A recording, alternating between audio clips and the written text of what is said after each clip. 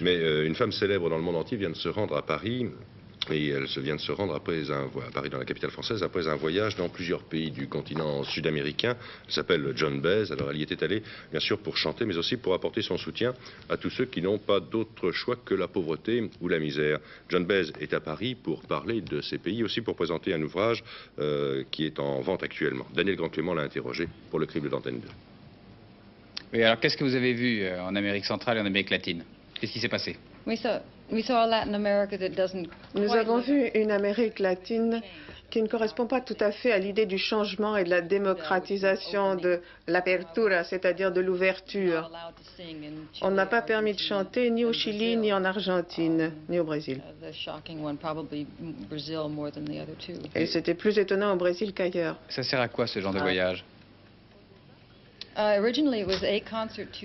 Au départ, c'était une tournée de concerts encouragée par des amis argentins et chiliens exilés qui ont dit maintenant c'est le bon moment, vous pouvez y aller, chanter, rencontrer les groupes qui travaillent pour les droits de l'homme, voir les mères et les parents des familles, des enfants disparus. Donc c'était une combinaison, comme toutes mes tournées d'ailleurs, de travail pour les droits de l'homme et de concerts. Mais ensuite, tous les concerts ont été annulés. Je n'ai pas pu chanter. Je n'ai pas pu chanter en Argentine. En Argentine, nous avons travaillé avec quelqu'un de merveilleux qui est le prix Nobel de la paix de l'année dernière, Adolfo Pérez Esquivel, qui vient vraiment de publier une lettre d'urgence, un appel au peuple du monde. Il y a eu tellement de menaces de mort à son égard, à l'égard de sa famille et de ses enfants, qu'il a très peur. Les groupes, les individus et les gouvernements sont invités à répondre à cet appel et à la situation dans ces pays qui est très effrayante. Il y a une vingtaine d'années que vous militez. Vous avez milité pour ce que vous appeliez la libération du Vietnam, du Cambodge et tout l'Est asiatique. Est-ce que quelquefois vous ne regrettez pas vos actions passées quand vous voyez leurs résultats aujourd'hui? Non, non. 25, hein? Non, si vous parlez français, vous pouvez parler français. Oui, non. Peut-être la prochaine fois ici, je parle en français. Mais maintenant, je deviens perdu dans les détails. D'accord. So I'll continue in English. Donc je continue en anglais.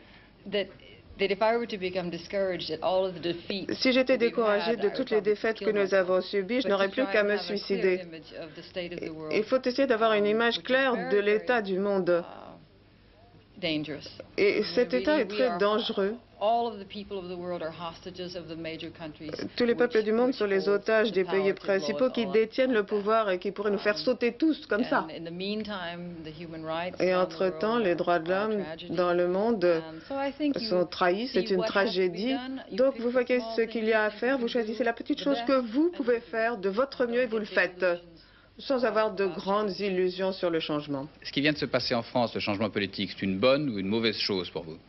Je suppose que c'est une bonne chose. Oui. Vous parlez en mon nom? Je sais que vous faites partie de ce qu'on appelle la gauche américaine. Ce serait surprenant que vous ayez un avis contraire. En fait,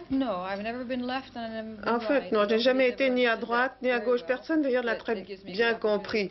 Mais cela me donne l'occasion d'expliquer ce que je fais de ma vie, de ma politique.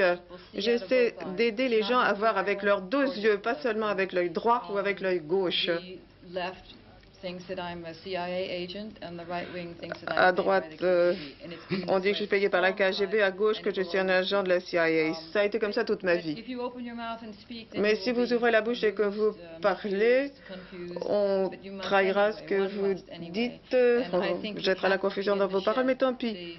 Et je crois que nous devons commencer à nous débarrasser du fardeau de cette idéologie de droite ou de gauche pour y voir clair. Ce serait très inconfortable de vivre dans une dictature de droite et tout aussi malcommode et désagréable de vivre sous un régime totalitaire de gauche. Bien, enfin, en France, on est encore dans ces idées-là, la gauche et la droite. Et actuellement, c'est la gauche qui est au pouvoir. Est-ce que vous pensez que la gauche peut vous aider, vous, dans votre combat? Ça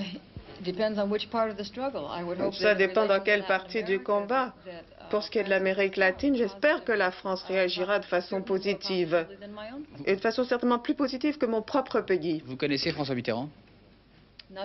Non, pas personnellement. Vous connaissez Régis Debray? Oui, c'est un ami.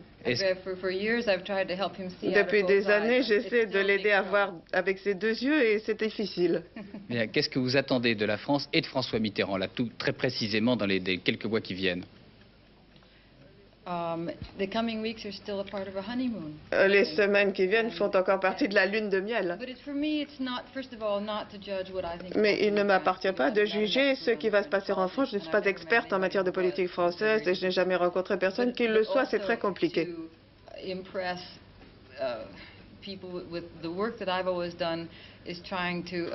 Le travail que j'ai toujours fait a toujours consisté à éviter de compter sur le gouvernement dans la mesure du possible pour essayer d'atteindre les gens. Bon, mais actuellement, je crois que le gouvernement français a refusé de livrer des armes au Chili. Est-ce que vous pensez que ce genre de position devrait s'étendre? Qu'est-ce que vous attendez de lui à ce sujet-là? Absolument.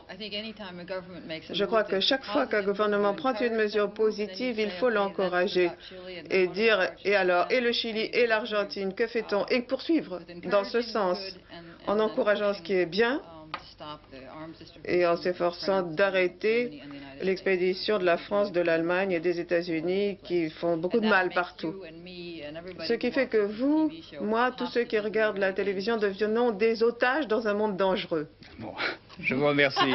C'est inquiétant. Merci beaucoup.